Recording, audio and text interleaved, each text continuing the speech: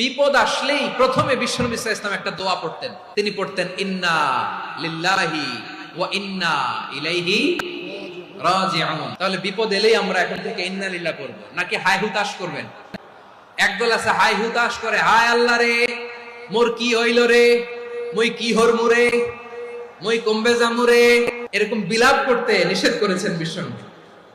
কি করব, কই যাব, কি হবে, হায় হায়, এরকম হাহুতাশ আছে না নাই?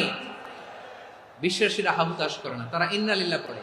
তারপরে বিশ্বনবী পড়তেন আল্লাহুম্মা আজুরনি ফি মুসিবাতি ওয়াখলুফ লি খায়রাম মিনহা।